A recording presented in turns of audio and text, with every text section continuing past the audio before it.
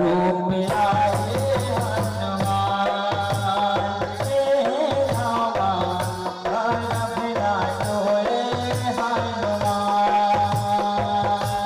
अर्जुन के भला भला तोरे हनुमान हे रामा भला भला तोरे हनुमान